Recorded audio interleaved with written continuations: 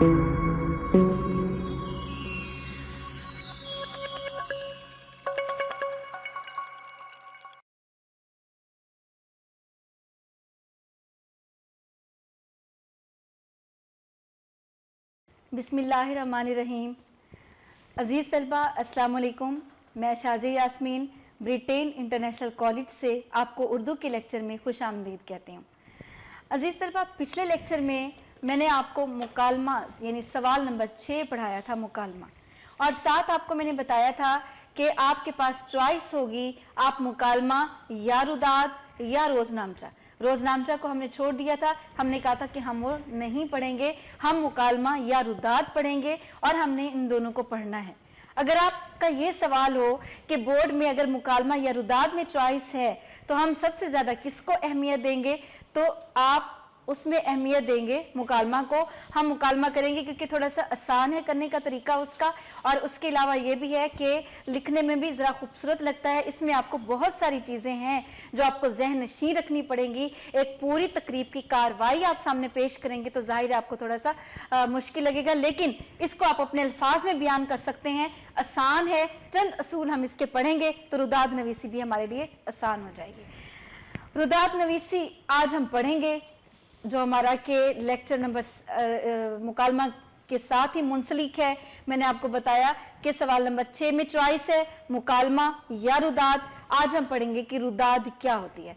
अजीज तलबा, इससे पहले मैंने आपको शेरी इस्तिलाहात, इल्मे बयान, मुकालमा, ये जितने भी अल्फाज हैं, या रसीद या दरख्वास्त, ये जितने भी लफ्ज़ मैंने आपको बताए, मैंने आपसे कहा कि अरबी के ये सारे अल्फाज हैं। रुदाद नवीसी हमारे पास क्या है? फारसी जुबान का लफ्ज़ है रुदाद नवीसी। रुदाद नवीसी किसे कहते हैं हम इसका मतलब भी जान लेते हैं। रुदाद कैफियत, हालत, वो तहरीर जिसकी कार्रवाई दर्ज की जाए, ठीक है, जिसकी कार्रवाई दर्ज की जाए, जिसके बारे में लिखा जाए। आप इसकी लुगत को वसी मानों में लेते हैं तो ये थाने में भी इस्तिलाह इस्तेमाल होती है कि जब आप कोई रिपोर्ट दर्ज कराने जाते हैं, जब आप कोई केस दर्ज करवाने जाते हैं तो उसकी सारी कार्रवाई लिखी जाती है कि वक़ुआ कहाँ पे हुआ, किस वक्त हुआ, जगह बताएं और कितने लोग थे और क्या क्या हुआ, वो पूरी एक तफसील लिखते हैं। तो इस हवाले से कानूनी तौर पर भी ये इस्तिलाह इस्तेमाल होती है रुदाद नवीसी की। और इसमें अगर हम इसकी वाज़े तौर पर इस्तिलाही तारीफ देते हैं तो इसकी तारीफ ये है कि नसर की एक सिन्फ है जिसमें किसी वाक़या या तकरीब का आंखों देखा हाल बयान किया जाता है, इसको हम कहते हैं रुदाद। ठीक है, जैसे तारीफ मैंने आपको बताई है तो जाहिर है जब हम इसके अहम निकात भी देखेंगे तो हमें उन अहम निकात में भी पूरी कार्रवाई का जिक्र करना होगा। रुदाद नवीसी के अहम निकात देख लेते हैं कि इसके क्या क्या निकात हैं जिनको हमने अपने जहन नशीं रखना है। अक्सर स्टूडेंट्स ये समझते हैं कि एक आंखों देखा हाल अहवाल बयान करना है तो उसको हम जैसे बयान करें हम अपने अल्फाज में बयान कर देंगे। बेशक ऐसा है, आप उसको बयान अपने अल्फाज में करेंगे, लेकिन उसके लिए चंद असूल हैं। अगर आप करेंगे तो एक तरतीब आ जाएगी और तमाम तर ज़रूरी चीज़ें आपकी उस वाक़े से भी मुंसलिक रहेंगी, मिस नहीं होंगी और तमाम तर चीज़ों का हवाला आ जाएगा, तो उससे आपकी रसीद भी अच्छी हो जाएगी। रुदाद नवीसी के अहम निकात देखिएगा। सबसे पहला है इब्तिदा। हमने आगाज कैसे करना है। हमें बोर्ड में एक उन्वान दिया जाएगा कि आप जो है वो ईद मिलादुल नबी की या यौम इकबाल के हवाले से या जलसा तकसीम असनाद के तकसीम के हवाले से, इनामात की तकसीम के हवाले से रुदाद लिखें।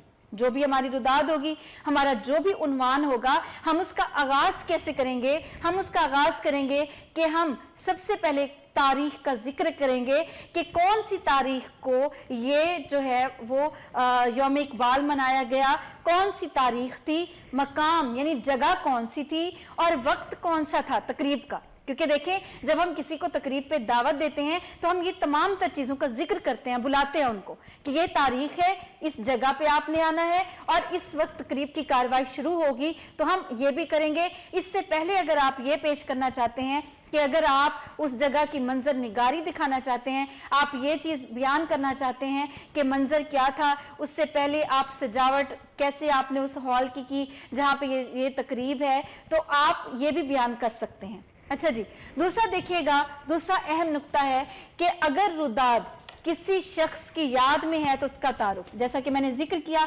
अगर यौम इकबाल के हवाले से आपकी रुदाद है तो आप इकबाल का तारुफ चंद लाइनों में करवा सकते हैं और उसके बाद अपनी रुदाद के आगाज की तरफ आ जाएंगे। फिर आप बताएंगे कि इकबाल की जो तकरीब है वो कौन सी जगह पे, वक्त कौन सा है और कहाँ कितने बजे ये तकरीब का आगाज होगा, आप इसका जिक्र कर सकते हैं।